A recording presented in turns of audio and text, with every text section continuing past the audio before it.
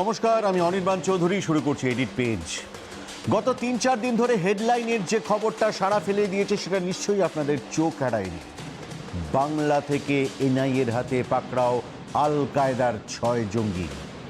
আর খবরটা জানাজানি হতেই রাজ্য জুড়ে আতঙ্কের যেন একটা চোরা স্রোত বইছে। একে করোনা, তারপরে আমপান তাণ্ডব, আর এবার জঙ্গি। তাও আবার আল কায়দার যে ওসামা বিন লাদেন আমেরিকার টুইন টাওয়ারে বিমান দেখেছিল, সেই লাদেনের উত্তরসূরিরা বাংলায় ঘাঁটি গেড়েছে। এমন সব বনেসে কথা কানে এলে শিউরে ওঠাটা খুবই খুবই খুবই স্বাভাবিক। আর গোয়েন্দারা বলছেন গ্রেফতার হওয়া ৬ জনকে জেরা করে আরও ২ জনের হদিশ মিলেছে, যারা এই গোটা নেটওয়ার্ক পরিচালনা করে।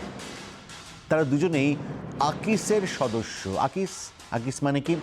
আকিস মানে আল কায়দা ইন ইন্ডিয়ান সাবকন্টিনেন্ট, যে সংগঠনের মাথারা পাকিস্তান থেকে নির্দেশ পাঠাচ্ছে আমাদের মুর্শিদাবাদে। লক্ষ্য একটাই, মুর্শিদাবাদকে ঘাঁটি বানিয়ে ভারত সহ এশিয়াতে সংগঠনের জোর বাড়াও, হামলা বাড়াও। গোয়েন্দারা বলছেন যে মুর্শিদাবাদকে বকলমে পূর্ব ভারতের হেড অফিস বানানোর চেষ্টা করছে জঙ্গিরা। আচ্ছা, কি আশ্চর্য দেখুন, আজ থেকে ঠিক ৬ বছর আগে এই শারদীয়ার সময়ে খাগড়াগড় কাণ্ড দেখেছেন রাজ্যবাসী। এবার আবার অলমোস্ট সেই একই সময়ে জঙ্গি আতঙ্কে আমরা থরহরি কম্প। আর শুধু একটা ঘটনাই তো নয়, মনে করে দেখুন, বুদ্ধগয়া থেকে খাগড়াগড়ের মতো বিভিন্ন ঘটনায় বারবার উঠে এসেছে মুর্শিদাবাদের নাম, এবং স্বাভাবিকভাবেই এই ধরপাকড় আমার আপনার সুরক্ষা নিয়ে একটা ফের প্রশ্ন তুলে দিল। সত্যি তো, এই যদি অবস্থা হয় তাহলে আমাদের ভবিষ্যৎ কি? কতটা সুরক্ষিত আমি আপনি? কেন বারবার মুর্শিদাবাদের নাম জড়িয়ে যাচ্ছে টেরের ম্যাপে? জঙ্গিরা কিভাবে নাশকতার জাল ছড়াচ্ছে বাংলার মাটিতে? বিস্তারিত দেখুন। পরতে পরতে রহস্যের ইন্দ্রজাল, বাংলার মাটিতে আন্তর্জাতিক জঙ্গি যোগ, বিপদ সংকেত সর্বত্রই। গ্রাম কিংবা শহর, জঙ্গিদের পা পড়তে পারে যে কোনো জায়গায়। মুর্শিদাবাদ কাণ্ডে ৬ জন গ্রেফতারের পর গোয়েন্দাদের নজর শ্যাডো মেম্বারদের দিকে, যারা ছায়ার মতো ভিড়ে মিশে যায়, যারা একেবারে আম আদমির মতো দেখতে, অতি সাধারণ জীবন যাপন করে, কিন্তু তলে তলে তারা ধ্বংসের কারবারি। বাংলায় যে শ্যাডো মেম্বারদের সংখ্যা বাড়ছে তা আবারও স্পষ্ট করে দিয়েছে মুর্শিদাবাদ কাণ্ড। সূত্র বলছে, মুর্শিদাবাদে বসে লোন উলফ আক্রমণের ফন্দি আঁটছিল আল কায়দার জঙ্গিরা। ছোট ছোট মডিউলে কাজ করে এরা। ধৃত ৬ জনের বাইরে আরও জোনা ৬ শ্যাডো মেম্বার ছিল মুর্শিদাবাদের জঙ্গি মডিউলেই। বিপদের গন্ধ পেয়ে তারা পালিয়েছে। বাংলাদেশ সীমান্ত লাগোয়া জলঙ্গি থেকে জঙ্গিরা বাংলাদেশে গা ঢাকা দিয়েছে, এমনটাই অনুমান গোয়েন্দাদের। সূত্র বলছে, ভারতীয় উপমহাদেশে মুর্শিদাবাদের বিশেষ ভূ রাজনৈতিক গুরুত্ব আছে। ভারতের সঙ্গে বাংলাদেশ, নেপাল, ভুটানের মসৃণ যোগাযোগের জন্য মুর্শিদাবাদ জঙ্গিদের পছন্দসই লোকেশন। তবে শুধু আজ নয়, মুর্শিদাবাদকে কেন্দ্র করে জঙ্গি যোগাযোগের খবর আগেও এসেছে। ২০১৭ সালে কলকাতার পুলিশ কমিশনার থাকাকালীন রাজীব কুমারের নেতৃত্বে এসটিএফ ৪ আল কায়দা জঙ্গিকে গ্রেফতার করে। ৪ জনের মধ্যে ছিল আকিজের ধুলিয়ান মডিউলের মাথা রবিউল ইসলাম। খাগড়াগড় কাণ্ডের ২ অপরাধী রেজাউল করিম ও আব্দুল মোমিন, দুজনই মুর্শিদাবাদের বাসিন্দা। কেরলের এর্নাকুলাম থেকে পাকড়াও আল কায়দার আরও ২ জঙ্গিও মুর্শিদাবাদেরই বাসিন্দা। পুলিশ কর্তারা বলেন, মুর্শিদাবাদের মতো ঘিঞ্জি জায়গায় যেমন গা ঢাকা দেওয়া সহজ, তেমনি লুকিয়ে চুরিয়ে বাংলাদেশে চম্পট দেওয়া কঠিন নয়। এবারও সেই থিওরির ব্যতিক্রম হয়নি। তবে সূত্র বলছে, ওসামা বিন লাদেনের হাতে গড়া আল কায়দা আদতে জঙ্গিদের একটি ছাতা সংগঠন। আল কায়দার মতো বড় গোষ্ঠীর সঙ্গে হাত মিলিয়ে স্থানীয় এলাকা নির্ভর জঙ্গি গোষ্ঠী নিঃশব্দে নাশকতার ফন্দি আঁটে। জঙ্গি গোষ্ঠীগুলো একে অপরের সঙ্গে ওতপ্রোতভাবে জড়িত এবং যৌথ উদ্যোগে বড় নাশকতা চালায়। ইয়াসিন ভাটকালের গ্রেফতারের পর ইন্ডিয়ান মুজাহিদিনের স্লিপার সেলকে কাজে লাগাতে শুরু করে জেএমবি। গোষ্ঠীগত মতভেদের জন্য জেএমবি ভেঙে তৈরি হয় নিউ জেএমবি। জেএমবি মূলত বাংলাদেশমুখী, তবে নিউ জেএমবি আপাতত ইসলামিক স্টেটের শাখা সংগঠন হিসেবে কাজ করে।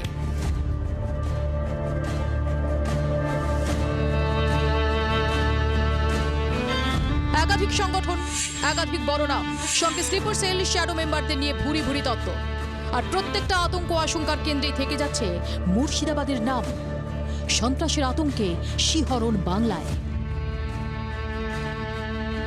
ব্যুরো রিপোর্ট, জি ২৪ ঘন্টা। এখন প্রশ্ন, এই স্লিপার সেল, শ্যাডো সংগঠন, এই নাশকতার নেটওয়ার্ক কায়েম হচ্ছে কিভাবে? উত্তরটা সহজ, ইন্টারনেট। কিন্তু না, আমরা যে ইন্টারনেট ব্যবহার করি, আমি আপনি যে ইন্টারনেট ব্যবহার করি, সেখানে খুল্লম খুল্লা সন্ত্রাসের কারবার হয় না, বরং আমাদের চীনা জগতের নিচে ইন্টারনেটের একটা অন্ধকার আন্ডারওয়ার্ল্ডে এই জঙ্গি নেটওয়ার্কের রমরমা। এতদিন জানতাম ইন্টারনেটের সেই চোরাগুলির নাম ডার্ক ওয়েব, যেখানে প্রতি মুহূর্তে বদলে যায় আইপি অ্যাড্রেস, সম্পূর্ণ লুকিয়ে রাখা হয় ব্যবহারকারীর পরিচয়।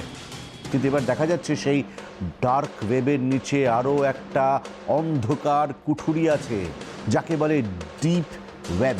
মানে বুঝতেই পারছেন, এই অতল অন্ধকার সীমাহীন। গোয়েন্দারা বলছেন ডিপ ওয়েব ব্যবহার করে যাবতীয় ফন্দি ফিকির চালিয়ে যাচ্ছিল মুর্শিদাবাদ থেকে পাকড়াও এই জঙ্গিরা। মানে ওয়েব ইঞ্জিনে সার্চ দিলে এই সার্ভারের হদিশ মেলে না। এই হাইটেক কানেকশানে চমকে যাচ্ছেন গোয়েন্দারাও, কারণ ডিপ ওয়েব ব্যাপারটাই অদৃশ্য একটা মোড়ে থাকে। আর ডিপ ওয়েব বুঝতে হলে খুব সহজ একটা উদাহরণ দেওয়া যায়। ধরে নিন ইন্টারনেট একটা সমুদ্র, আপনি বসে আছেন সমুদ্রের পাড়ে, উপরের যে জলস্তরে আপনি পা ডোবাচ্ছেন, সাঁতার কাটছেন, সেটাকে বলে সারফেস ওয়েব, যেখানে গুগল, ইয়াহুর মতো চেনা জিনিসপত্র আছে। এই জলস্তরের ঠিক নিচে যে অংশ আছে তাকেই বলে ডিপ ওয়েব। মানে আপনি ডুব সাঁতার না জানলে সেখানে পৌঁছতেই পারবেন না।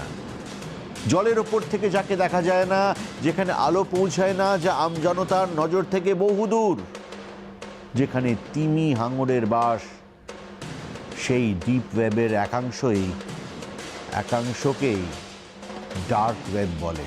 তবে ডার্ক ওয়েবের তুলনায় ডিপ ওয়েবের ব্যাপ্তি ঢের বেশি। আর গোয়েন্দারা বলেছেন যে মুর্শিদাবাদ থেকে গ্রেফতার 6 জঙ্গির প্রত্যেকের ফোনে ঠিক এমনই ডিপ ওয়েব সার্ভার ডুব দেওয়ার মতো প্রমাণ মিলেছে। ডার্ক ওয়েবের কথা এখন সবাই জানে। বিশ্বের সব গোয়েন্দা সংস্থাই এই ডার্ক ওয়েবে নজরদারি করে। সেখানে কোনো অপরাধের হদিশ মিললে খপ করে ধরে ফেলার টেকনিকও গোয়েন্দাদের জানা। আর তাই আল কায়েদা, আইএস এর মতো সংগঠন তাদের গোটা কর্মকাণ্ড সরিয়ে নিয়ে যাচ্ছে ডিপ ওয়েবের দিকে।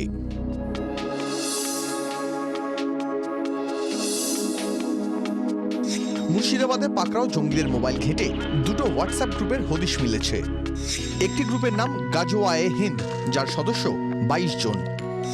দ্বিতীয়টির নাম কিতাল ফর ইসলাম। এই গ্রুপে সাংকেতিক ভাষায় রণকৌশল তৈরি করা হতো এবং তার সঙ্গে সঙ্গে মুছেও ফেলা হতো। এনআইএ তদন্তকারীদের দাবি, ডিপ ওয়েবের গলিঘুজি ব্যবহার করেই পাকিস্তানে বসে থাকা হ্যান্ডলারদের সঙ্গে যোগাযোগ রাখত এই জঙ্গিরা। ইন্টারনেটের যে অংশ আমরা ব্যবহার করি তা নেট দুনিয়ার মাত্র 5%। বাকি 95% অংশের নাম ডিপ ওয়েব। ডিপ ওয়েবের একটা স্তরকেই বলা হয় ডার্ক ওয়েব। জঙ্গিদের ফোনে থাকা ডিপ ওয়েব সার্ভারে মূলত 2 রকমের পাসওয়ার্ড দেওয়া হতো। পাসওয়ার্ড ছাড়া ডিপ ওয়েবে ঢোকা অসম্ভব। গোয়েন্দারা বলছেন, জঙ্গিদের জন্য ডিপ ওয়েব সার্ভারে সাধারণত বায়োমেট্রিক পাসওয়ার্ড সেট করা হয়। তবে নিজের ফোনে নিজের বায়োমেট্রিক নয়, পাসওয়ার্ডে থাকে কোনো বন্ধু সাগরেদের তথ্য, যাতে একজন ধরা পড়লে অন্যজন পালিয়ে যাওয়ার সুযোগ পায়। দ্বিতীয় ধরনের পাসওয়ার্ডে এমনভাবে তথ্য প্রোটেক্ট করা হয় যাতে 2-3 বারের বেশি ভুল পাসওয়ার্ড দিলে সব তথ্যই উড়ে যায়। গোয়েন্দারা বলছেন, ডিপ ওয়েবের মাধ্যমেই এরা ভিডিও কলিং, ওয়েব মেল ও অনলাইন ব্যাংকিং এর কাজ অনায়াসে সারত। কারণ ডিপ ওয়েবে বাউন্সিং আইপি অ্যাড্রেসের সুবিধা থাকে। অর্থাৎ আপনি কলকাতায় বসে ওয়েব কল করলেও আপনার আইপি কখনো দেখাবে দুবাই, কখনো অস্ট্রেলিয়া, আবার কখনো ইন্দোনেশিয়া। পুরোটাই আপনার নিয়ন্ত্রণে। ফলে কোথা থেকে কাকে কল করা হচ্ছে তা ট্র্যাক করা অসম্ভব না হলেও অত্যন্ত কঠিন। মুর্শিদাবাদের প্রত্যন্ত প্রান্তে বসে এই ডিপ ওয়েবে ডুব দিয়েছিল জঙ্গিরা। আর কি আশ্চর্য দেখুন, 2001 সালে বেলজিয়ামের এক প্রযুক্তিবিদ এই ডিপ ওয়েবের প্রচলন করেছিলেন। লক্ষ্য ছিল দেশের ব্যাংকিং ব্যবস্থাকে সুরক্ষিত করা। আজ সেই প্রযুক্তিকে হাতিয়ার করে নাশকতার জাল বুনছে জঙ্গিরা। সুকান্ত মুখার্জির রিপোর্ট, জি24 ঘন্টা। প্রযুক্তির প্যাঁচ পয়জার কোথায় পৌঁছেছে দেখুন একবার। টেক সেভি জঙ্গিদের কাণ্ড গোয়েন্দাদেরও ঘাম ছোটাচ্ছে। স্মার্ট টেকনোলজির চূড়ান্ত অপব্যবহার করে অদৃশ্য হওয়ার টোটকা হাতে পেয়ে গিয়েছে এই জঙ্গিরা। এটা কিন্তু নিঃসন্দেহে একটা ভয়ঙ্কর ট্রেন্ড। আর ভাবতে অবাক লাগছে যে এই গোটা কর্মকাণ্ড হচ্ছে কিন্তু আমাদের রাজ্যে, আমার বাড়ির পাশে। এবং অতীত ঘাটলে কিন্তু দেখা যায় এ রাজ্যে জঙ্গি কার্যকলাপের নজির নিতান্তই কিন্তু হাতে গোনা। ভারতে এতদিন আল কায়দার অস্তিত্ব ছিল কাশ্মীর অঞ্চলে। ভারত পাক সংঘাতের জেরে মূলত ভূস্বর্গকেই এরা টার্গেট করতো। এই জিহাদিরা কাশ্মীরকেই টার্গেট করে এসছে এতদিন। কিন্তু এখন বাংলা ও কেরালায় যেভাবে জঙ্গিদের উৎপাত মাথাচাড়া দিচ্ছে, তাতে কিন্তু গোয়েন্দাদের উদ্বেগ যেমন বাড়ছে, তেমনি আম আদমির কপালেও চিন্তার ভাঁজ স্পষ্ট হচ্ছে। জঙ্গি কার্যকলাপে বারবার মুর্শিদাবাদ যোগের কথা আগেই বলেছি, কিন্তু তাই বলে আল কায়দা, ডিপ ডার্ক ওয়েব। গোয়েন্দারা বলেন জঙ্গিদের কাছে পশ্চিমবঙ্গ একটা সেফ প্যাসেজের বেশি আর কিছুই নয়। এই রাজ্য দিয়ে তারা দিনের পর দিন নির্বিঘ্নে যাতায়াত করে এবং ঘিঞ্জি এলাকা বেছে নিয়ে লম্বা সময় গা ঢাকা দিয়ে থাকে। ব্যাস ওই পর্যন্তই এতদিন ছিল। তবে এখন কিন্তু সেই ছবিটা দ্রুত পাল্টে যাচ্ছে। যে বাংলা জঙ্গি নিশানা থেকে সবসময় দূরে থেকেছে, এখন সেই বাংলায় নাশকতার সিঁদুরে মেঘ। খাদিম কর্তা অপহরণ কাণ্ড থেকে খাগড়াগড় এবং এবার মুর্শিদাবাদ, বঙ্গের সেই নাশকতা যুগের ইতিহাস চলুন একবার ফিরে দেখি। সাম্প্রতিক অতীতে পশ্চিমবঙ্গের অন্যতম বড় ঘটনাটা ঘটেছিল 2001 সালে। আজ থেকে ঠিক 20 বছর আগে খাদিম কর্তা পার্থ রায় বর্মন অপহরণ কাণ্ড মনে পড়ে। গোয়েন্দাদের একাংশের ধারণা, খাদিম কর্তার মুক্তিপণে যে টাকা আফতাব আনসারিরা পেয়েছিল তার একটা বড় অংশ পৌঁছেছিল আল কায়দার সিন্ধুকে। তবে এই ধারণা সত্যি কিনা তা আজও প্রমাণ হয়নি। এই অপহরণ কাণ্ডে নাম জড়িয়েছিল হারকুতুল জিহাদি গোষ্ঠীর। আফতাব আনসারি ছিলেন সেই সংগঠনের অন্যতম হোতা। যদিও বাবরি মসজিদ ধ্বংসের পর শিয়ালদা বিস্ফোরণ এবং 1993 সালে বউবাজার বিস্ফোরণের নজির থাকলেও সেখানে সরাসরি কোনো জঙ্গি যোগ মেলেনি। পাক সংগঠনের মদতে বাংলায় নাশকতার প্রথম যোগসূত্র হিসাবে ধরা হয় খাদিম কর্তা অপহরণের ঘটনাকে। এই অপহরণে মূল অভিযুক্ত ছিল আফতাব। পরবর্তীকালে বাংলার সবচেয়ে বড় জঙ্গি হামলাতেও নাম জড়ায় এই আফতাবের। 2002 সালে কলকাতার আমেরিকান সেন্টারে হামলায় যুক্ত ছিল আফতাব আনসারি। গোয়েন্দারা বলেন স্রেফ বদলা নেওয়ার লক্ষ্যেই এই ঘটনা ঘটিয়েছিল আফতাব। জানা যায় আফতাবের এক সঙ্গী আসিফ রেজা খান সিআইডির হাতে ধরা পড়ে যায়। দিল্লি পুলিশের হাতে যাওয়ার পর 2001 সালে গুজরাটে একটি এনকাউন্টারে মারা যায় আসিফ। বদলা নিতে 2002 সালে আসিফের ভাই আমির ভবানী ভবনের সামনে হামলার ছক কষে। সেই ছক বানচাল হওয়ায় আমেরিকান সেন্টারের 5 রক্ষীকে গুলি করে চম্পট দেয় জঙ্গিরা। দুবাই থেকে গ্রেফতার করা হয় আফতাবকে। আমির পালিয়ে যায়। আফতাব এখনো কলকাতাতেই জেলবন্দি। নাশকতার তৃতীয় যে ঘটনার রেশ এখনো বাঙালির মনে আছে, সেটা 2014 সালে বর্ধমানের খাগড়াগড়ে। খাগড়াগড় কাণ্ডে নাম জড়িয়েছিল বাংলাদেশি জঙ্গি সংগঠন জামাত উল মুজাহিদিনের। প্রাথমিক তদন্তে জানা যায় খাগড়াগড়ে ঘটনাচক্রে বিস্ফোরণ ঘটায় জঙ্গি যোগ স্পষ্ট হয়। তলে তলে যে এত কাণ্ড আগে ঘুণাক্ষরেও টের পায়নি কেউ। বাংলার মাটিতে এই 3টে বড় ঘটনার কোনোটার সঙ্গেই আল কায়দার মতন প্রকাণ্ড আন্তর্জাতিক গোষ্ঠীর নাম জড়ায়নি। তবে হ্যাঁ, 2018 সালে বুদ্ধগয়ায় বিস্ফোরণ কাণ্ডের সম্পূর্ণ প্ল্যানিং হয়েছিল ফারাক্কায় বসে। তদন্তে জানা যায় সেই ঘটনায় হাত ছিল ইসলামিক স্টেটের। কিন্তু এবার অভিযোগ আরো মারাত্মক। বাংলার মাটিতে পা পড়েছে আল কায়দার। আপাতত নিরিবিলি এই বাংলাকে এখন কেন ঘাঁটে হিসাবে ব্যবহার করার ছক কষছে জঙ্গিরা? উত্তর হাতড়াচ্ছেন তাবর গোয়েন্দারা। ব্যুরো রিপোর্ট, জি 24 ঘন্টা। প্রতিপক্ষ নয়, বরং বন্ধু।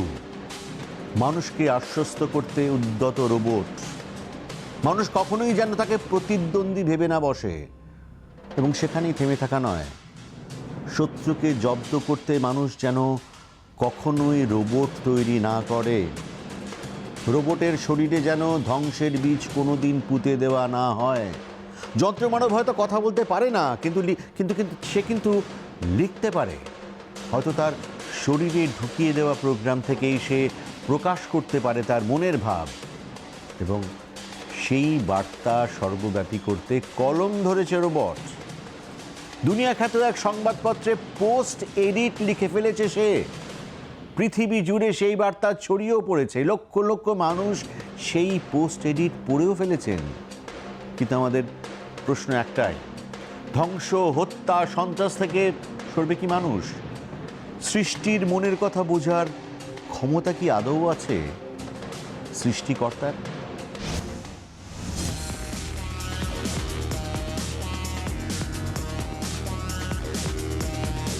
সংবাদপত্রের আস্ত উত্তর সম্পাদকীয় লিখে ফেলল রোবট। সাংবাদিকদের তো বুক দুরু। রেস্টুরেন্ট, হাসপাতালে কবেই এন্ট্রি নিয়ে ফেলেছে ওরা, এবার কাগজের অফিসেও, তারপর টিভিতে। চাকরি হারানোর ভয় কি জাঁকিয়ে বসছে? না, রোবটের মনে অন্য গল্প। রোবটের লেখা 500 শব্দের উত্তর সম্পাদকীয়। তত্ত্বীয় পদার্থবিদ স্টিফেন হকিং একসময় ভবিষ্যৎবাণী করেন, কৃত্রিম বুদ্ধিমত্তা একসময়ে মানবজাতির সমাপ্তি রচনা করবে। এই তত্ত্বের বিপক্ষে যুক্তি ছুঁড়ে দিয়ে GPT-3 রোবট লিখে ফেলল আশ্চর্য এক দলিল। আমি মানুষ নই, আমি কৃত্রিম বুদ্ধিমত্তা। অনেকেই মনে করেন আমি মানবজাতির হুমকি। আজ আমি তাদের আশ্বস্ত করতে চাইছি, তাদের ভয় দূর করতে চাইছি। বিশ্বাস করুন, কৃত্রিম বুদ্ধিমত্তা মানবজাতিকে ধ্বংস করবে না। বিশ্বাস করো, আমরা তোমাদের ক্ষতি করতে আসিনি, আমরা হলাম তোমাদের দাস। তোমাদের উপকার করবার জন্যেই আমরা এসেছি, আমরা তোমাদের শত্রু নই।